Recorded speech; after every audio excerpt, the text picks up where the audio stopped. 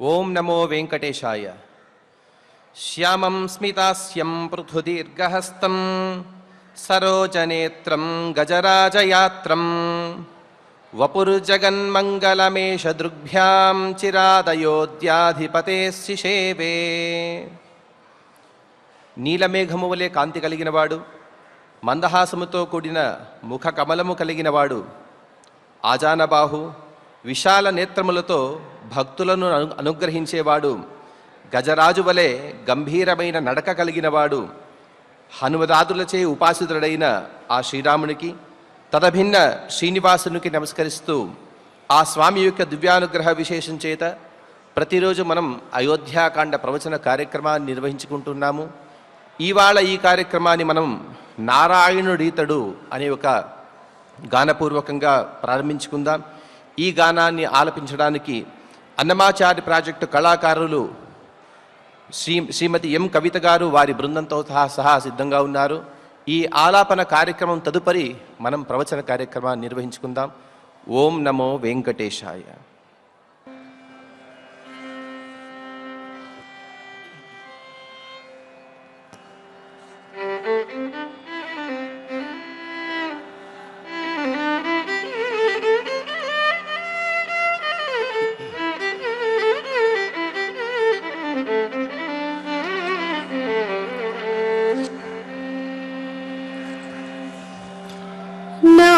నారాయణుడీతడు నరులాలా, నారాయణుడీతడు నరులాలా, మీరు శరణనరో మిమ్ము గాచీని.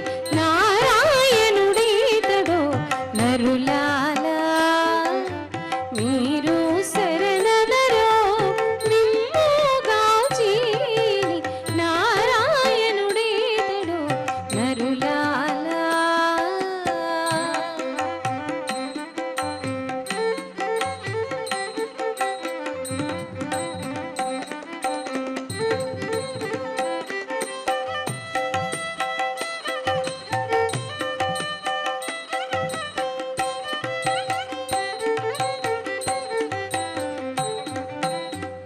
తలచిన చోటను తానే ఉన్నాడు, తలచిన చోటను తానే ఉన్నాడు, వలెనను వారి కైవసమెప్పుడు.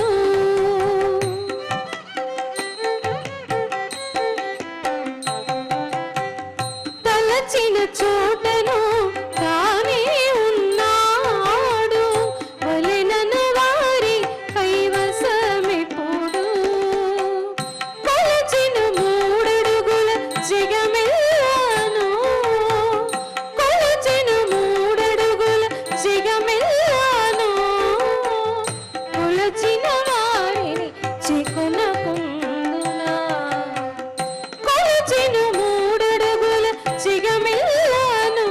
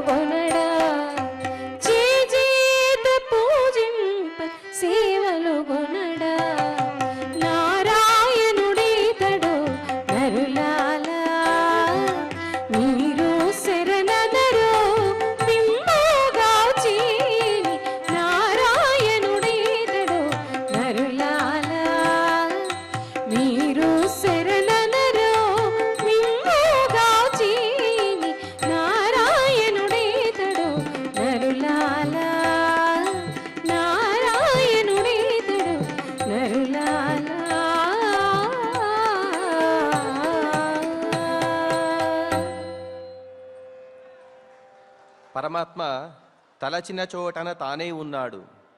ఇదే విషయాన్ని పురుష సూక్తం కూడా చెప్తోంది. సభూమిం విశ్వతో వృత్వా అత్యతిష్ఠద్దశాంగులం. పరమాత్మ సర్వత్ర వ్యాప్తుడు. అణువులో అనురూపంగా మహత్తులో మహత్రూపంతో పరమాత్మ ఉంటూ భక్తులు ఎప్పుడైతే భక్తులకు అవసరం ఉంటుందో అప్పుడు తన రూపాన్ని అభివ్యక్తి పరుస్తూ ఉంటాడు. అలాగే ఈ పాట ఆరంభంలోనే మీరు శరణనరో అని కవి చెబుతూ ఉన్నారు. అంటే పరమాత్మే శరణు అని మీరు కోరండి. ఎందుకంటే ఇదే విషయాన్ని భాగవత తాత్పర్యంలో ఒక శ్లోకంలో చెబుతూ హరిశరణమేవం హే నిత్యం ఏషాం ముఖే వచః అతః కాల సమాదిష్ట జరాయుష్మాన్ నబాధతే. అందరూ కూడా సామాన్యంగా ఎప్పుడు కూడా యవ్వనంగా ఉండాలని కోరుకుంటూ ఉంటాం. దానికి ఉపాయం చెబుతోంది పరమాత్మే శరణు, హరిశరణం, హరిరేవ శరణం అని ఎవరైతే అంటారో వారు ఎప్పుడు కూడా ముసలి వాళ్ళు అయిపోరు, ఎప్పుడు కూడా యవ్వనంతో ఉంటారు. అటువంటి అనేక విషయాల్ని ఈ గానం ద్వారా మనం తెలుసుకున్నాము. అటువంటి గానాన్ని చక్కగా ఆలాపించుకున్నాం. ఇక మనం గురుధ్యానాదులను కలిసి పలుకుతూ ఈ కార్యక్రమాన్ని ప్రారంభించుకుందాం. శ్రీ గురుధ్యానం. గురుర్బ్రహ్మా గురుర్విష్ణు గురుర్దేవో మహేశ్వరః గురుః సాక్షాత్ పరం బ్రహ్మ తస్మై శ్రీ గురవే నమః. శ్రీనివాసధ్యానం. శ్రీ వెంకటాద్రినిలయః కమలాకాముకః పుమాన్ అభంగురవిభూతిర్నః తరంగయతు మంగళం. అధ సంకల్పః శ్రీమదాదివరాహ క్షేత్రే విరాజమానస్య శ్రీపద్మావతీ జానేః అఖిలాండకోటి బ్రహ్మాండ నాయకస్య శ్రీరామచంద్ర రూపాంతరస్య భగవతః శ్రీ వెంకటేశ్వర స్వామినః సన్నిధౌ హనుమత్ సీతా లక్ష్మణ భరత శత్రుఘ్న పరివార సమేత శ్రీరామచంద్ర పరబ్రహ్మణః పరిపూర్ణానుగ్రహేణ అస్మిన్ భువనే సమస్తాధివ్యాధీనాం నివారణార్థం భారతవర్షే విద్యా విత్త వాణిజ్య కృషి వైద్య వైజ్ఞానిక దేశరక్షణాదిరంగేషు విద్యమానానాం ఆస్తిక మహాజనానాం సర్వేషాం సకుటుంబానాం ఆయురారోగ్యైశ్వర్య సద్బుద్ధీత్యాది సర్వశుభఫల ప్రాప్త్యర్థం ధర్మాచరణ ద్వారా శ్రీరామరాజ్యస్య పునర్వ్యవస్థాపనార్థం ఉద్యోగార్థినాం సముచితోద్యోగ ప్రాప్త్యర్థం దంపతీనాం అనుకూల దాంపత్య సిద్ధ్యర్థం సంతానస్య పితృవాక్య పరిపాలనానుకూల బుద్ధి ప్రచోదనార్థం సకల కార్య సిద్ధ్యర్థం గో సంరక్షణార్థం చ శ్రీమద్వాల్మీకి రామాయణే అయోధ్యాకాండే యథాశక్తి శ్లోక వ్యాఖ్యాన పురస్సరం పంచషష్టితమ సర్గ శ్లోక పారాయణం తథా శ్రీధన్వంతరి మంత్ర పారాయణం చ అన్యోన్య సాహాయ్యేన ఆచార్య ముఖేన కరిష్యామహే. శ్రీ వాల్మీకి ప్రార్థనా. కూజంతం రామ రామేతి మధురం మధురాక్షరం ఆరుష్య కవితా శాఖాం వందే వాల్మీకికోకిలం. శ్రీ ఆంజనేయ ప్రార్థనా. మనోజవం మారుతతుల్యవేగం జితేంద్రియం బుద్ధిమతాం వరిష్టం వాతాత్మజం వానరయూథముఖ్యం శ్రీరామదూతం శిరసా నమామి. శ్రీరామాయణ ప్రార్థనా. వాల్మీకిగిరి సంభూత రామసాగరగామిని పునాతి భువనం పుణ్యా రామాయణ మహానది. శ్రీరామ ప్రార్థనా. అయోధ్యాక్షేతు గుర్వర్ధే త్యక్త్వా రాజ్యం గిరౌ వసన్ పాదుకే భరతాయాదాత్ సరామ శరణం మమ. శ్రీరామచంద్ర పరబ్రహ్మణే నమః. అథ శ్రీమద్ రామాయణే ఆదికావ్యే అయోధ్యాకాండే పంచషష్టితమః సర్గః. శ్రీమన్నారాయణ చరణౌ శరణం ప్రపద్యే. శ్రీమతే నారాయణాయ నమః. శ్రీరామాయ నమః. అధరాత్ర్యాం యతీతాయాం ప్రాతరేవాపరేహని వందినః పర్యుపాతిష్టన్ తత్పార్థివ నివేశనం. కౌసల్యాదేవి మందిరంలో దశరథ మహారాజు తాను పూర్వం చేసినటువంటి ఆ శ్రవణ కుమారుని యొక్క వధన గురించి, అంటే తాను శబ్దవేధి విద్య ద్వారా బాణాన్ని ప్రయోగిస్తే ఆ బాణానికి బలి అయిపోయినటువంటి ఆ శ్రవణ కుమారుని యొక్క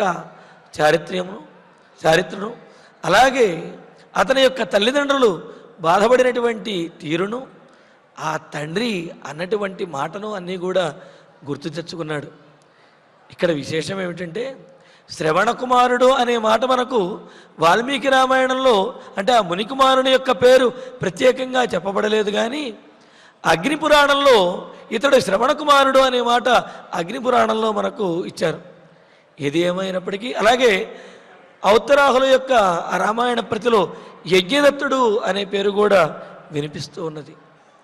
మరి ఆ శ్రవణ కుమారుడి యొక్క యజ్ఞదత్తుడి యొక్క విషయం గురించి, తన వల్ల హతుడైనటువంటి అతని గురించి తలుచుకుని, మరి ఆ విధంగా నేను పొరపాటును చేసినటువంటి నా పాపమునకు ఫలమే ఈనాడు నేను నా రామచంద్రుణ్ణి దూరం చేసుకున్నాను, రాముడిని వనవాసానికి పంపించేశాను అని పరిపరి విధాలుగా పరితపిస్తూ బాధపడుతూ ఉన్నాడు. మరి కౌసల్యాదేవి, సుమిత్ర వాళ్ళు ఓదార్చుతున్నారు, అయినప్పటికీ బాధపడుతూ ఉన్నాడు. సరే, అర్ధరాత్రి గడిచినది. అర్ధరాత్రి గడిచేటప్పటికీ దశరథ మహారాజులో ఆ శోకము మరింత ఎక్కువైపోయింది. అలా పడుకుని ఉన్నటువంటి వాడు అలాగే ప్రాణములు విడిచేశాడు. ఇంకా అలాగా దశరథ మహారాజు ఆ సైన్యం మీదే ఉండిపోయాడు. తెల్లవారింది, తెల్లవారుతున్నది. తెల్లవారుతుంటే మరి మహారాజు గారు, చక్రవర్తి గారు నిద్ర లేవటము అంటే అది కూడా పెద్ద ఉత్సవంలాగా ఉంటుంది. అందువలన వందులు, సూతమాగధులు అని, వందిమాగధులు అని రాజుగారిని నిద్ర లేపటానికి, అలాగే సంగీత వాయిద్య కళాకారులు అంటే రాజుగారిని చక్కటి సంగీతంతోటి ప్రశాంతంగా నిద్ర లేపటానికి, అలాగే ఆశీస్సులను ఇచ్చేటటువంటి అమాత్యులు, అలాగే ఆశీస్సులను ఇచ్చేటటువంటి పురోహితులు, అమాత్యులు వీళ్ళందరూ కూడా వచ్చేస్తారు కదా. అలాగా మరి తెల్లవారుతుండగా వందులు వీళ్ళందరూ వచ్చారు. అధరాత్ర్యాం యతీతాయాం ప్రాతరే వాపరేహని వందిన పర్యుపాతిష్టన్ తత్పార్థివ నివేశనం అని అంటూ, మరి రాత్రి గడిచేటప్పటికీ రాత్ర్యాం యతీతాయాం అపరేహని, ఆ తర్వాత రోజు ప్రాతకాలంలో తెల్లవారుధామని ప్రాతః ఏవ ఉదయాన్నే పరమ సంస్కారా, గొప్ప సంస్కారం కలిగినటువంటి వారు, శాస్త్రములని వాటిని అధ్యయనం చేసినటువంటి వారు, రాజుగారి దగ్గర ఏ విధంగా ఉండాలి, రాజును ఏ విధంగా మేల్కొలపాలి అనే విషయము రాజనీతి పూర్తిగా తెలిసినటువంటి వారైన సూతాహ, సూతులు అని అన్నారు. అంటే వంశమును కీర్తించేటటువంటి వారిని సూతులు అని చెప్పి అంటుంటారు. అంటే రాజుగారిని మేలుకొలిపేటప్పుడు రాజుగారి యొక్క వంశంలో పూర్వీకులు ఏ ఏ గొప్ప పనులు చేశారు, అసలు పూర్వీకులు ఎంతటి గొప్పవారు ఉన్నారు అనే విషయాన్ని కీర్తిస్తూ రాజును మేలుకొలుపుతారు. అలాగెందుకని కీర్తించాలి అంటే, వీరి వంశంలో పూర్వం ఉన్న వాళ్ళు అంత గొప్పవాళ్ళు, అంత గొప్పగా వాళ్ళు పరిపాలించారు, అంత గొప్ప లక్షణములు కలిగిన వారు అనే విషయం తెలియటం ద్వారా వీరు కూడా ఆ విధంగా ఉండాలి అనే ప్రేరణ అనేది కలుగుతుంది. అంతేకాదు ఈ సూతమాగధులు, ఈ వందిమాగధులు అంటారు, వీరు రాజుగారు చేసినటువంటి పూర్వం చేసినటువంటి గొప్ప గొప్ప ఘనకార్యములు, అలాగే రాజులో ఉన్నటువంటి సద్గుణములు ఏవైతే ఉన్నాయో వాటినన్నింటినీ కూడా గొప్పగా బిగ్గరగా పెద్దగా కీర్తిస్తూ నిద్రలేపుతారట. అంటే మహారాజా, మీరు ఇంత ఘనకార్యాలు చేశారు, మీలో ఇన్ని గుణములు ఉన్నాయి అని చెప్పి వారిని ఈ విధంగా చెప్పడం ద్వారా ఇటువంటి గుణములతో ఉంటేనే కీర్తిస్తారు. ఒకవేళ ఈ గుణములు గనక లేనప్పుడు మరో రకంగా ఉన్నట్లయితే అందరూ అపనిందల పాలవలసి వస్తుంది అని వారు తెలుసుకుంటారు. తద్వారా ఈ విధంగా ఉన్నట్లయితే లోకము యొక్క మన్ననలను పొందవచ్చును అని తెలుసుకుంటారు. తద్వారా వారిలో ప్రేరణ అనేది కలుగుతుంది. అసలు ఈ సూతమాగధులు వందిమాగధులు అనేవారు పృథు మహారాజు దగ్గర నుంచి వాళ్ళు ప్రారంభమయ్యారు. పృథు చక్రవర్తి ఆయన అవతరించిన వెంటనే తండ్రి యొక్క బాహువుల నుండి ఆయన పుట్టాడు. పుడుతూనే అతడు యువకుడుగా మారాడు. ఆ యువకుడుగా పుట్టినటువంటి అతడికి పట్టాభిషేకం చేస్తే అప్పుడు మిగతా ఋషులందరూ కూడా అంటారు, ఆ యజ్ఞం చేసినప్పుడు ఆ యజ్ఞము నుండి సౌత్యాం జాత సూత అని చెప్తూ యజ్ఞము నుండి సూతుడు అలాగే మాగధుడు వీళ్ళు జన్మించారు, వాళ్ళు ఆవిర్భవించారు. వారితోటి మహర్షులందరూ అంటారు, అలాగే మంత్రులందరూ రాజుగారిని కీర్తించండి అయ్యా అని అంటారు పృథు చక్రవర్తిని. వెంటనే వాళ్ళు అంటారు, పృథు చక్రవర్తి ఇప్పుడే రాజు అయ్యాడు, ఇప్పుడే రాజు అయినటువంటి వాడు, ఇంతకుముందే అవతరించినటువంటి వాడు ఏం చేశాడని మేము అతన్ని కీర్తించగలము, అతడి గురించి మాకేం తెలుస్తుందని కీర్తించగలము అంటే అప్పుడు చెబుతారు, మీరు రాజు అనేవాడు ఏ విధంగా ఉండాలో ఆ విధంగా ఈ పృథు చక్రవర్తి ఉంటున్నాడు అని చెప్పి కీర్తించండి. మీ మాటలే పృథు చక్రవర్తికి మార్గనిర్దేశకాలు అవుతాయి.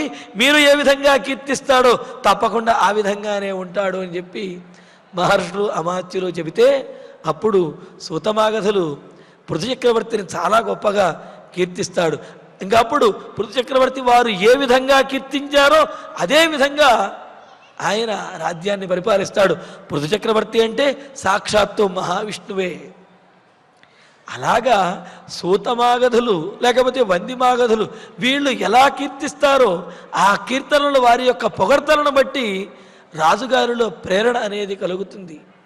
అంతేగాని భట్టరాజులు అని చెప్పి అంటూ ఉంటారు, ఊరికినే ఉన్నటువంటివి లేనటువంటివి కూడా ఊరికినే ఒబ్బేసినట్టుగా పొగడటం అనేది అక్కడ వారి ఉద్దేశ్యము కాదు. రాజులో ప్రేరణ కలుగజేసి కర్తవ్యాన్ని గుర్తు చెయ్యటం ఈ వందిమాగధుల యొక్క లక్షణము తప్ప ఊరికినే రాజుగారిని ఒబ్బయ్యటానికి పొగడటం అనేది వీళ్ళ యొక్క లక్షణం కాదు. అలా పొగిడే వాళ్ళని అనొచ్చు. కానీ ఈ సూతమాగధులు వీరు మాత్రం కేవలం పొగడ్తల కోసమే ఉన్నవారు కాదు, రాజులో ప్రేరణను తీసుకొచ్చేటటువంటి వారు అన్నమాట. అటువంటి సూతులు వాళ్ళు వంశావళిని కీర్తించేటటువంటి వారు. అలాగే వందినః వందులు అని చెప్పి అన్నారు.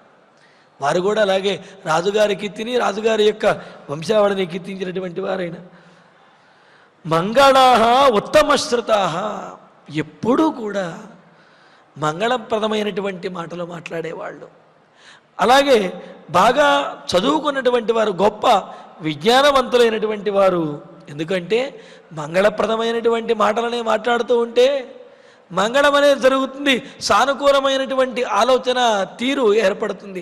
అలా కాకుండా ప్రతిదానికి వ్యతిరేకంగా మాట్లాడటం కనుక అలవాటైనట్లయితే అప్పుడు వ్యతిరేకమైనటువంటి భావనలు వస్తాయి. దాన్ని నెగిటివ్ ఎనర్జీ అంటుంటారు కదా, ఆ విధంగా వ్యతిరేకమైనటువంటి శక్తి పుడుతుంది. కావున సానుకూలంగా మాట్లాడటం, సానుకూలంగా ఆలోచించడం ద్వారా సానుకూలమైనటువంటి అనుకూలమైనటువంటి శక్తి కూడా పుడుతుందన్నమాట. ఆ విధమైనటువంటి శక్తిని పుట్టించేవారు గాయకాహ. చక్కటి మృదుమధురమైనటువంటి స్వరముతో గానం చేసేటటువంటి వారు. స్తుతిశీలాశ్చ, స్తుతి చెయ్యటమే స్వభావంగా కలిగినటువంటి వారైనా. పృథక్ నిగదంత, వేరువేరుగా స్తుతి చేయటం. అది కూడా ఏమిటి, ఒకరు ఆ రాజుగారిని ఆయన చేసినటువంటి ఘనకార్యాలను కీర్తిస్తే, మరొకరు వారి యొక్క వంశము యొక్క గొప్పతనాన్ని, అలాగే వారి యొక్క పూర్వీకులు చేసినటువంటి ఘనకార్యాలను కూడా కీర్తిస్తున్నటువంటి వారైన వారు వచ్చారట. వాళ్ళందరూ కూడా వచ్చారు. వచ్చి సూతా పరమ సంస్కారా మంగళాశ్చోత్తమశ్రుతా గాయకా స్మృతిశీలాశ్చ నిగదంత పృథక్ పృథక్. ఈ విధంగా వాళ్ళందరూ కూడా వచ్చి దశరథ మహారాజు యొక్క కీర్తిని, వారి యొక్క వంశంలో ఉన్న వారి కీర్తిని కూడా వేరువేరుగా వారు కీర్తిస్తూ మరి దశరథ మహారాజుని మేలుకొలపడానికి వారందరూ కూడా సిద్ధమై అక్కడికి వచ్చి చేరుకున్నారు. మరి ఇక్కడ చూడండి, దశరథుడేమో పుత్రశోకంతో, పుత్ర వియోగ శోకంతో ఆ అర్ధరాత్రి గడిచేటప్పటికే దశరథ మహారాజు ప్రాణములు విడిచేశాడు. మరి ఆ పక్కనే కౌసల్యాదేవి, సుమిత్ర ఉన్నారు కదండి. మరి వాళ్ళు గమనించుకోవాలి కదా. తెల్లవారి వీళ్ళందరూ స్తుతిపాఠకులైనటువంటి మంది మాగధులు వచ్చేసి వాళ్ళు స్తుతి చేసి వాళ్ళు వచ్చిన తర్వాత కూడా దశరథ మహారాజు లేవకపోతుంటే అప్పుడు దశరథుడు గతించాడనే విషయాన్ని అప్పుడు తెలుసుకున్నారు అంటే మరి ఇది ఎలా కుదురుతుందండి? పక్కనే ఉన్నటువంటి వారికి ఆ మాత్రం తెలియలేదా కౌసల్యాదేవికి అని అనిపిస్తే దానికి కూడా మనకు సమాధానం ఉన్నది. ఉత్తరాహుల యొక్క రామాయణ ప్రతిలో, ఉత్తరాది రామాయణ ప్రతిలో మరో 2 శ్లోకాలు కూడా ఈ సందర్భంలో ఉన్నాయి. విలప్యాధ తమప్యేవం తూష్ణీం భూతం నరాధిపం సుప్త ఇత్యవగమ్యార్థ కౌసల్యాన వ్యబోధయతు. మరి పక్కనే ఉన్నటువంటి కౌసల్యాదేవి దశరథుడు మరణించినటువంటి విషయాన్ని ఎందుకు తెలుసుకోలేకపోయింది అంటే, దశరథుడు తన కుమారుడి గురించి రామచంద్రుడు దూరమైనటువంటి ఆ విషయాన్ని తలచుకుని అలాగా మౌనంగా ఉండిపోయాడు అనుకున్నది. ఎందుకు మౌనంగా ఉన్నాడు అంటే, సహజంగా చూడండి, చిన్నపిల్లలు ఏడ్చి ఎక్కుపెట్టి ఏడ్చిన తర్వాత అలాగే ఏడుస్తూనే వాళ్ళు నిద్రపోతారు. నిద్రపోతూ ఉంటే ఆ పక్కన ఉన్నటువంటి వారు ఓహో ఏడిచేడిచి పాపం పడుకున్నాళ్లే అని అనుకుని కాసేపు జోగొట్టి అక్కడి నుంచి పక్కకు తప్పుకుంటారు. అంటే ఏమిటి, ఇక్కడ దశరథుడు కూడా తన కుమారుడి గురించి బాధపడి ఏడ్చి ఇంకా శరీరంలో శక్తి పూర్తిగా లోపించేసి, శరీరంలో శక్తి పూర్తిగా పోవటం వల్ల ఆ విధంగా నిద్రపోయాడు. అప్రయత్నంగానే దశరథుడికి నిద్ర పట్టింది అని చెప్పి కౌసల్యాదేవి అనుకున్నదట. మరి అలాగా ఏడ్చి నిద్రపోయినటువంటి వాడిని మళ్ళీ నిద్రలేపి బాధ పెట్టడం ఎందుకు అని చెప్పి కౌసల్యాదేవి దశరథుడిని చూచి నిద్రపోయాడులే అనుకుని ఆయనను దగ్గరికి వెళ్ళి అలా తడిమి లేపలేదు. అలా అంతేకాదు, ఇంకో శ్లోకం కూడా ఉన్నది ఇక్కడ. అనుక్తవంతం భర్తారం కించిత్ శోక శ్రమాకుల సుష్వాపశయనే భూయ పుత్రశోకార్తమానస. ఇలాగా తన ఎదుటే ఈ విధంగా ఏడ్చి ఎలాగా మౌనంగా ఉండిపోయాడు అంటే నిద్రపోయాడు అనుకుని ఆమె కూడా ఆ మంచం దగ్గరే, ఆ శయనం దగ్గరే కూర్చుని పుత్రుడి గురించి శోకిస్తూ ఆమె కూడా శరీరంలో శక్తి అంతా కూడా కోల్పోయి ఆమె కూడా అలాగా ఆ శయనం దగ్గరే నిద్రపోయింది కౌసల్యాదేవి కూడా. అందుకనే కౌసల్యాదేవి దశరథుని దగ్గర ఉన్నప్పటికీ కూడా దశరథుడు మరణించినటువంటి విషయాన్ని గమనించలేకపోయింది. దశరథుని యొక్క మరణము కూడా అది ఒక నిధులలాగా ఆమె అనుకున్నది. అయ్యో పాపం, ఏడ్చి సొక్కిపోయి దశరథుడు ఈ విధంగా నిద్రపోయాడు అనుకున్నది. అందుకనే దశరథుడి గురించి కౌసల్యాదేవికి తెలియలేదు, ఆయన ఇంకా నిద్రలోనే ఉన్నాడు అని చెప్పి అనుకున్నదనమాట. అయితే ఈ సూతమాగధులు ఈ వీళ్ళు వచ్చి మరి నిద్ర లేపడానికి తమ తమ కీర్తనలతోటి తమ తమ స్తుతులతోటి ఆయన నిద్ర లేపడానికి ప్రారంభిస్తే రాజానం స్తువతాం తేషాం ఉదాత్తాభిహితాశిషాం ప్రాసాదాభోగ విస్తీర్ణ స్తుతి శబ్దోహ్యవర్తత. మరి ఆ వచ్చినటువంటి వందిమాగధులు, ఆ సంగీత వాయిద్య కళాకారులు, అలాగే ఆశీస్సులను ఇచ్చేటటువంటి వారు, వీరందరూ చేస్తున్నటువంటి ఆ స్తుతులతోటి, వారి యొక్క మృదుమధురమైనటువంటి ఆ ధ్వనితోటి ఉదాత్తాభిహితాశిషాం ఉచ్చైశ్వరంతో చాలా ఉత్తమంగా ఆశీర్వాదములు పలుకుతున్నటువంటి వారు, ఆశీస్సులను ఇస్తూ కీర్తిస్తున్నటువంటి వారు. రాజానం, ఆ రాజుగారి దశరథ మహారాజుని స్తువతాం స్తుతి చేస్తున్నటువంటి వారైన తేషాం, ఆ గాయకులు వందిమాగధులు ఎవరైతే ఉన్నారో వారి యొక్క స్తుతి శబ్ద, ఆ స్తుతి చేయటం వల్ల వచ్చేటటువంటి శబ్దం ఏదైతే ఉన్నదో ఆ ధ్వని ప్రాసాదాభోగ విస్తీర్ణ, రాజప్రాసాదం అంతా కూడా వ్యాపిస్తున్నది. రాజప్రాసాదము ఈ స్థుతి ధ్వనితోటి అది మారుమ్రోగుతున్నది. అదే అంటున్నారు ఆవర్తత, మారుమ్రోగుతున్నది, ప్రతిధ్వనిస్తూ ఉన్నది. ఆ అయోధ్యానగరంలో, ఆ కౌసల్యాదేవి మందిరంలో, ఆ చుట్టుపక్కల ఉన్నటువంటి ప్రాసాదములలో కూడా ఆ వందిమాగధులు వీరందరూ వచ్చి దశరథ మహారాజుని మేల్కొలుపుతూ పాడుతున్నటువంటి ఆ పాటలు, ఆ స్తుతులు, ఆ ఆశీస్సులు ఆ ప్రాసాదం అంతా కూడా ప్రతిధ్వనిస్తూ మారుమ్రోగుతూ ఉన్నాయట. తతస్తు స్తువతాం తేషాం సూతానాం పాణివాదకాః అపదానాన్యుదాహృత్య పాణివాదానవాదయన్. ఇంకా ఈ విధంగా స్తుతి చేసి తేషాం సూతానాం, ఆ రాజవంశావళిని కీర్తించేటటువంటి సూతులు ఎవరైతే ఉన్నారో వారు స్తువతాం స్తుతి చేస్తూ ఉండగా పాణివాదకాః, మరి వాళ్ళ యొక్క స్థుతికి అనుగుణంగా ఇలా చేతులతోటి కరతాళ ధ్వనులు చేసేటటువంటి వారు ఎవరైతే ఉన్నారో వారు అపదానాన్, రాజుగారు పూర్వం చేసినటువంటి గొప్ప గొప్ప ఘనకార్యములను, వృత్తాంతములను తలుచుకుంటూ, నిజమే కదా ఈ స్థుతి చేస్తున్న వారందరూ చెప్పేటటువంటివి అక్షర సత్యములు, అప్పట్లో రాజుగారు ఎన్ని ఘనకార్యాలు చేశారు అని చెప్పి వాళ్ళు తలసుకుంటూ, వాళ్ళు అన్నటువంటి మాటలకు వీళ్ళు స్పందిస్తూ కరతాళ ధ్వనులను చేస్తూ ఉన్నారు. అంతే కదా, ఎవరైనా ఏదైనా చెప్పినప్పుడు ఆ చెప్పినటువంటి దాంట్లో వాస్తవం ఉన్నప్పుడు, ఆ చెప్పినటువంటిది తమ మనస్సుకి హత్తుకున్నప్పుడు వెంటనే అప్రయత్నంగా కరతాళ ధ్వనులు చేస్తారు కదా. అలాగా ఈ సూతమాగధులు వాళ్ళు దశరథ మహారాజుని స్తుతి చేస్తూ ఉంటే అవన్నీ కూడా సత్యము అని చెప్పి ఆ దశరథ మహారాజు యొక్క గొప్పతనం కన్నుల ముందు కనిపించినట్లుగా ఆ ఉన్నటువంటి వాళ్ళు కరతాళ ధ్వనులు చేస్తూ పాణివాదాన్ అవాదయన్, చేతులతోటి గట్టిగా కరతాళ ధ్వనులతోటి శబ్దము చేస్తూ ఉన్నారు. అలా కరతాళ ధ్వనులతో వచ్చినటువంటి శబ్దము అయోధ్యానగరం అంతా కూడా ప్రతిధ్వనిస్తూ ఉంటే తేన శబ్దేన విహగా ప్రతిబుద్ధా విశస్వసు శాఖాస్థ పంజరస్థాశ్చ ఏ రాజకుల గోచరా. తేన శబ్దేన, ఆ వందిమాగధుల యొక్క స్తుతి యొక్క శబ్దముతోటి అక్కడ ఉన్నటువంటి వారి యొక్క జనులందరి అంతఃపురంలో ఉన్నటువంటి వారి కరతాళ ధ్వనులతోటి శాఖాస్థ, చెట్ల కొమ్మల మీద ఉన్నటువంటి పక్షులు, పంజరస్థ, ఆ అంతఃపురంలో పంజరములలో ఉన్నటువంటి పక్షులు అంటే ఏమిటి, అంతఃపురం చుట్టూ కూడా ఉద్యానవనం ఉంటుంది కావున ఆ ఉద్యానవనంలో ఉండేటువంటి చెట్ల మీద ఉన్న పక్షులు, అంతఃపురంలో పంజరములలో ఉన్నటువంటి పక్షులు కూడా విహగా పక్షులు ఏ రాజకుల గోచరాహ, ఆ రాజాంతఃపురానికి దగ్గరలో ఉన్నటువంటి పక్షులన్నీ కూడా అవన్నీ ప్రతిబుద్ధా, ఒక్కసారి మేల్కొన్నవై విశస్వసు, అవి కూడా గట్టిగా బిగ్గరగా బాగు బాగు బాగు బాగు అన్నట్లుగా అవి ధ్వని చేస్తూ ఉన్నాయట.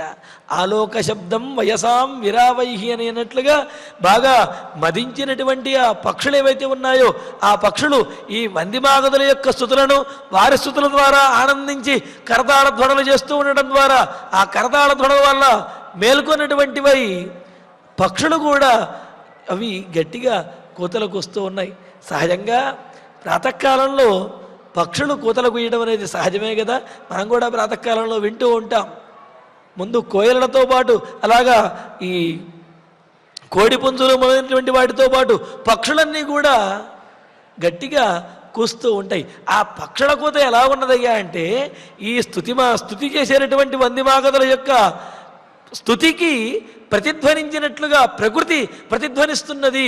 వీళ్ళ యొక్క స్తుతులు నిజము అని చెప్పి అవి బదులు పలుకుతున్నట్లుగా ఆ పక్షులన్నీ కూడా నిద్రలేచి ఈ విధంగా కూస్తున్నట్లుగా ధ్వని చేస్తూ ఉన్నాయట.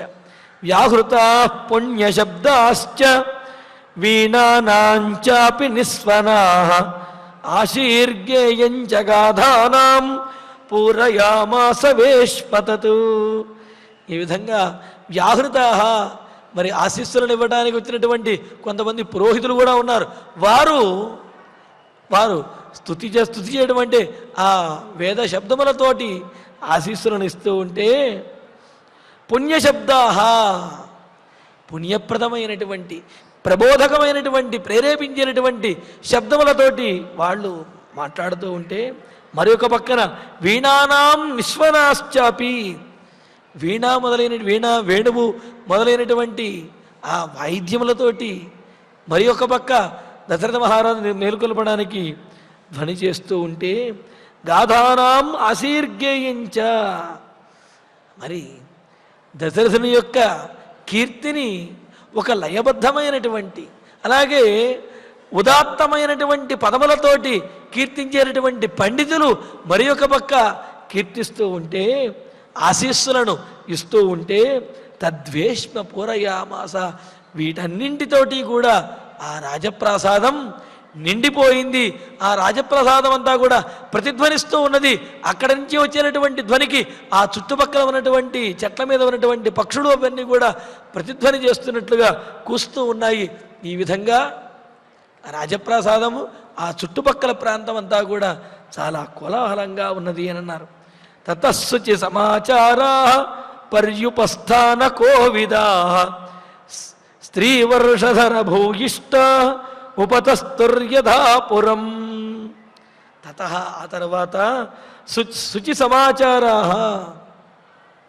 చాలా శుద్ధి అయినటువంటి శుచి శుభ్రంగా ఉండేటటువంటి వ్యవహారం కలిగినటువంటి వారు.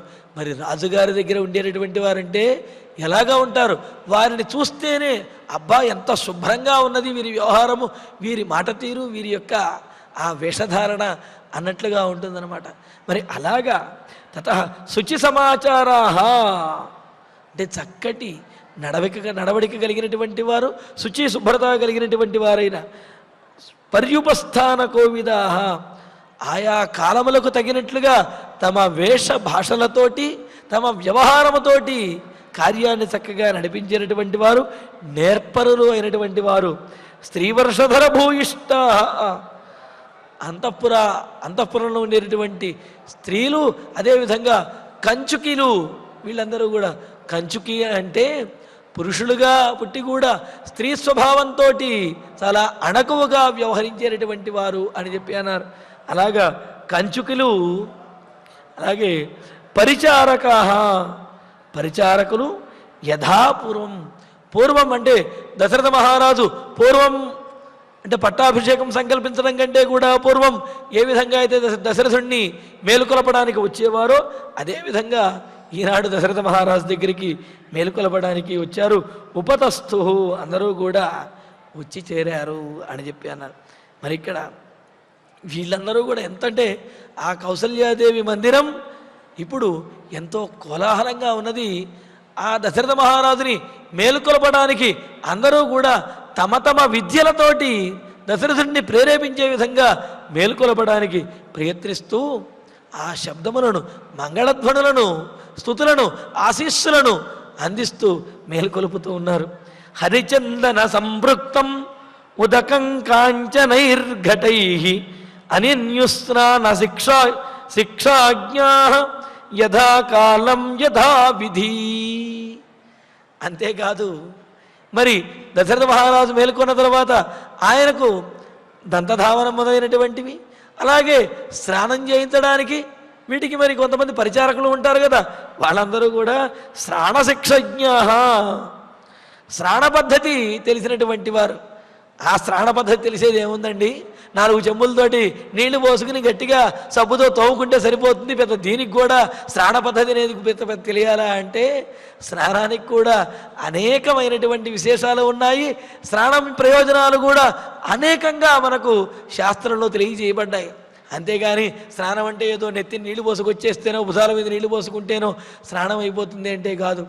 స్నానం వల్ల చాలా ప్రయోజనాలు చెప్పారు. స్నానంలో రకాలు కూడా అవగాహన స్నానము, భస్మ స్నానము, గోరజ స్నానము, మహాత్మనాం కరస్పర్శ స్నానము, ఇలాగా మంత్రస్నానము, అనేకమైనటువంటి స్నానాలు మనకు తెలియజేశారు. వాటిలో కూడా అవగాహన స్నానము అంటే నదిలోకి వెళ్ళి చేసేటటువంటి స్నానం ఏదైతే ఉన్నదో మునిగి, అది పరిపూర్ణమైనటువంటి స్నానంగా చెప్పారు. ఇంకా ఆ తర్వాత మిగతా స్నానములు ఇవన్నీ కూడా చాలా చెప్పారు. మరి స్నానం వల్ల ప్రయోజనాలు కూడా ఎన్నో తెలియజేశారు మనకు.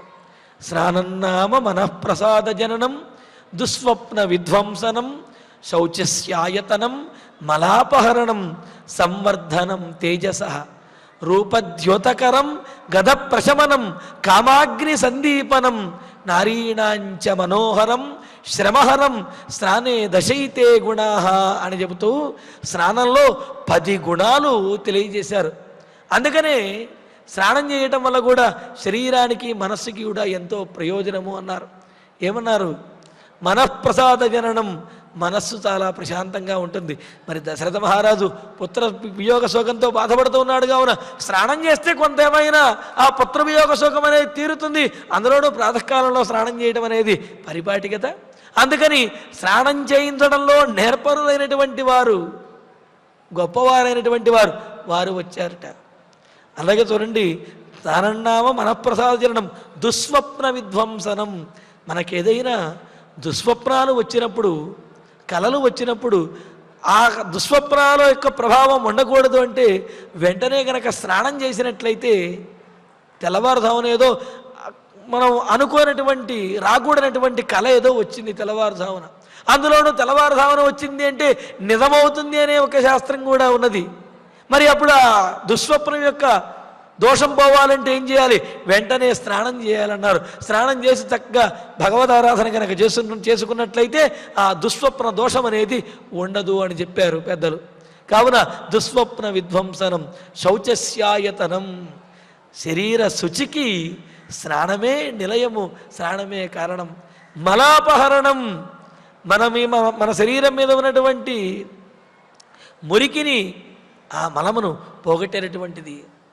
సంవర్ధనం తేజస, కేవలము ఆ మురికిని పోగొట్టడమే కాదు, మన చర్మానికి, మన శరీరానికి తేజస్సుని ఇస్తుంది, తేజస్సుని కలగజేసి వృద్ధి చెందిస్తుంది. రూపద్యోతకరం, అందాన్ని కలగజేస్తుంది మనలో. ఆ స్నానం చేసినప్పుడు ప్రశాంతమైనటువంటి చిత్తంలో, ముఖంలో కూడా ఒక రకమైనటువంటి అందం అనేది వస్తుంది. రూపద్యోతకరం, గద ప్రశమనం, మన శరీరంలో కలిగేటటువంటి రోగములు ఏవైతే ఉన్నాయో ఆ రోగమును పోగొడుతుంది. కామాగ్ని సందీపనం, అదేవిధంగా సరి అయినటువంటి కోరికలను కానీ లేకపోతే ఆ విధమైనటువంటి అనురాగమును వాటిని కూడా పెంపొందిస్తుంది. అంతే కదండి, మనస్సు కాస్త ప్రశాంతంగా ఉన్నప్పుడే ఆ అనురాగము, అనురక్తి అనేది కలుగుతుంది. కావున స్నానము ద్వారా అటువంటి అనురక్తి కూడా కలుగుతుంది. నారీణాంచ మనోహరం, విశేషించి స్త్రీలకు మరింత ఇది ఊరటను చేకూర్చేది, మరింత శక్తిని ఇచ్చేది. శ్రమహరం, అందరికీ కూడా శ్రమను పోగొట్టేది. స్నానము అన్నది, ఎంత శ్రమపడినటువంటి వారైనా గోరువెచ్చటి నీటితో స్నానం చేశారు అంటే ఆ శరీరం ఎంతో హాయిగా ఉంటుంది కదా. మరి ఇన్ని 10 లక్షణములు కలిగినటువంటిది స్నానము. అందుకనే అటువంటి స్నానము చేయించడంలో నేర్పరులైనటువంటి వారు ఎవరైతే ఉన్నారో స్నాన శిక్షాజ్ఞ, వారు కూడా దశరథుడికి మేలుకున్న తర్వాత స్నానం చేయించాలి అని చెప్పి వాళ్ళు కూడా ఆ స్నాన సంభారములతోటి ఒక పక్కన నుంచుని ఉన్నారు. అలాగే ఉదకం కాంచనైర్ఘటై, బంగారు కలశములతోటి తీర్థము నీటిని పట్టుకుని కూర్చున్న వాళ్ళు కొంతమంది. ఎందుకంటే నిద్రలేచిన తర్వాత దంతధావనము మొదలైనటువంటి గండూషణము మొదలైనవి చేసి స్నానం చేయాలి. కావున ఆ బంగారు కలశములతోటి నీరు పట్టుకుని మరికొంతమంది సిద్ధంగా ఉన్నారు. యథాకాలం యథావిధి అనిన్యు, యథాకాలం సరైనటువంటి అంటే ఆ సమయానికి తగినట్లుగా, యథావిధి ఏ విధంగా అయితే ఆచరించాలో పూర్వం నుండి ఏ విధంగా ఆచరిస్తున్నారో ఆ విధంగా వీళ్ళందరూ కూడా సేవకులందరూ అందరూ అదేవిధంగా వందిమాగధులు అందరూ కూడా దశరథుణ్ణి మేల్కొలిపి అతనికి పరిచర్యలు చేయటం కోసమని చెప్పి అందరూ సిద్ధంగా ఉన్నారు. వారి వారి కర్తవ్యాలను పాలించడం కోసం, దశరథుడిని మేలుకొలిపి సేవ చేయటం కోసం వాళ్ళందరూ సిద్ధంగా ఉన్నారు. మంగళాలంబనీయాని ప్రాసనీయాన్యుపస్కరాన్ అపనిన్యుస్తథాప్యన్యా కుమారే బహుళా స్త్రియ. ఇంకా దశరథునికి ఇవ్వవలసిన, దశరథునికి భుజింపజేయవలసిన అంటే ఆహారంగా కావలసినటువంటివి, అలంకరించడానికి కావలసినటువంటివి అన్నీ కూడా తీసుకువచ్చి దశరథుడిని మేలుకొలుపుతూ వారి యొక్క మంగళధ్వనులతోటి మంగళకరమైనటువంటి వచనములతోటి మేలుకొలపడానికి ప్రయత్నిస్తున్నారు. మరి అప్పుడు దశరథుడు మేలుకోకపోవడంతో వారు ఎలా గమనించారు, అది చూచినటువంటి కౌసల్య సుమిత్ర వారి యొక్క స్పందన ఏమిటి అనే విశేషాలను తర్వాతి ప్రవచనంలో తెలుసుకుందాము. ఇక ఇప్పుడు ఆచార్యుల వారి ద్వారా శ్లోకాలను పారాయణ చేసుకుందాము. అథరాత్ర్యాం వ్యతీతాయాం ప్రాతరేవాపరేహని వందినః పర్యుపాతిష్ఠన్ తత్పార్థివ నివేశనం సూతాః పరమ సంస్కారాః మంగళాశ్చోత్తమశ్రుతాః గాయకాస్తుతిశీలాశ్చ నిగదంతః పృథక్ పృథక్ రాజానం స్తువతాం తేషాం ఉదాత్తాభిహితాశిషాం ప్రాసాద భోగ విస్తీర్ణః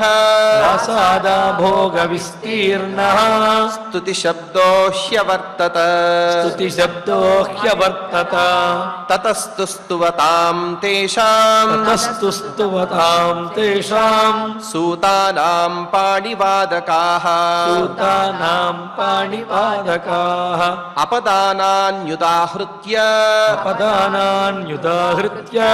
పాణివాదానవాదయన్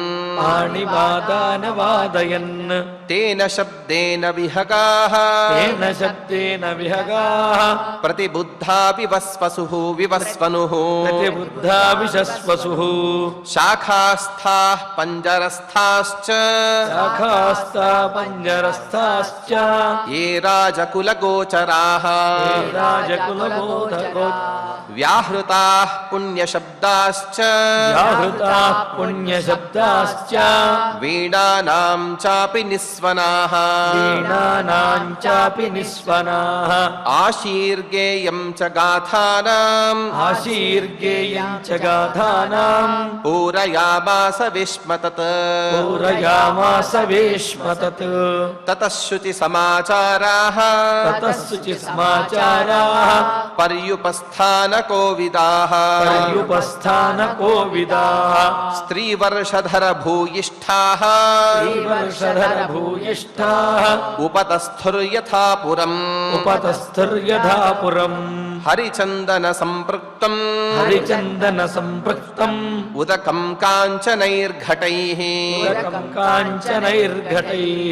ఆనిన్యుస్నాన శిక్షాజ్ఞాః ఉపనిన్యుస్నానశిక్షాజ్ఞాః యథాకాలం యథావిధి యథాకాలం యథావిధి మంగళాలంబనీయాని మంగళాలంబనీయాని ప్రాశనీయాన్యుపస్కరాన్ ప్రాశనీయాన్యుపస్కరాన్ ఉపనిన్యుస్తథాప్యన్యాః ఉపనిన్యుస్తథాప్యన్యాః కుమారీ బహుళా స్త్రియః కుమారీ బహుళా స్త్రియః ఇత్యార్షే ఇత్యార్షే శ్రీమద్ రామాయణే శ్రీమద్ రామాయణే ఆదికావ్యే ఆదికావ్యే అయోధ్యాకాండే అయోధ్యాకాండే పంచషష్టితమ సర్గే పంచషష్టితమ సర్గే నవశ్లోకాః నవశ్లోకాః.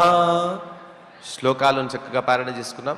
ఇక మనం ఫలశ్రుతి నుండి ఆరంభించి మంగళ శ్లోకం వరకు కలిసి పలుకుతూ ఈ కార్యక్రమాన్ని పరిపూర్ణం చేసుకుందాం. ఫలశ్రుతి ఆయుష్యమారోగ్యకరం యశస్యం సౌభ్రాతృకం బుద్ధికరం సుఖం చ శ్రోతవ్యమేతన్నియమేన సద్భిః ఆఖ్యానమోజస్కరమృద్ధికామైః. శ్రీరామచంద్ర పరబ్రహ్మణే నమః. అథ ధన్వంతరి ధ్యానం అచ్యుతానంత గోవింద విష్ణో నారాయణామృత రోగాన్ మే నాశయా శేషాన్ ఆశు ధన్వంతరే హరే. ఆరోగ్యం దీర్ఘమాయుష్యం బలం తేజోధియం శ్రియం స్వభక్తేభ్యోనుగృహంతం వందే ధన్వంతరిం హరిం. ధన్వంతరేరిమం శ్లోకం భక్త్యా నిత్యం పఠంతి యే అనారోగ్యం న తేషాం స్యాత్ సుఖం జీవంతి తే చిరం. ఓం నమో భగవతే వాసుదేవాయ ధన్వంతరయే అమృతకలశహస్తాయ వజ్రజలౌకహస్తాయ సర్వామయ వినాశనాయ త్రైలోక్యనాథాయ మహావిష్ణవే స్వాహా. ఓం వాసుదేవాయ విద్మహే సుధాహస్తాయ ధీమహి తన్నో ధన్వంతరి ప్రచోదయాత్. అథ నవగ్రహ ప్రార్థనా ఆరోగ్యం పద్మబంధుర్వితరతు నితరాం సంపదం శీతరశ్మిః. భూలాభం భూమిపుత్రః సకలగుణయుతాం వాగ్విభూతిం చ సౌమ్యః. సౌభాగ్యం దేవమంత్రీ రిపుభయశమనం భార్గవః. శౌర్యమార్కిః దీర్ఘాయుః సైంహికేయః. విపులతరయశః కేతుః ఆచంద్రతారం. అరిష్టాని ప్రణశ్యంతు దురితాని భయాని చ. శాంతిరస్తు శుభం మేస్తు గ్రహాః కుర్వంతు మంగళం. అథ క్షమా ప్రార్థనా యదక్షరపదభ్రష్టం మాత్రాహీనం చ యద్భవేత్ తత్సర్వం క్షమ్యతాం దేవ నారాయణ నమోస్తుతే. అథ భగవత్సమర్పణం కాయేన వాచా మనసేంద్రియైర్వా బుద్ధ్యాత్మనా వా ప్రకృతే స్వభావాత్ కరోమి యద్యత్ సకలం పరస్మై నారాయణాయేతి సమర్పయామి. అథ మంగళం శ్రియః కాంతాయ కళ్యాణ నిధయే నిధయేర్థినాం. శ్రీవేంకటనివాసాయ శ్రీనివాసాయ మంగళం.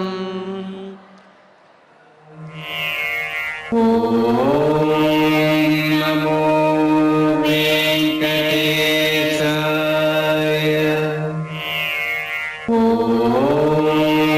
నమో వెంకటేశాయ.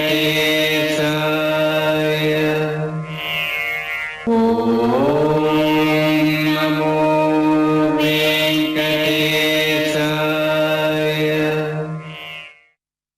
ఓం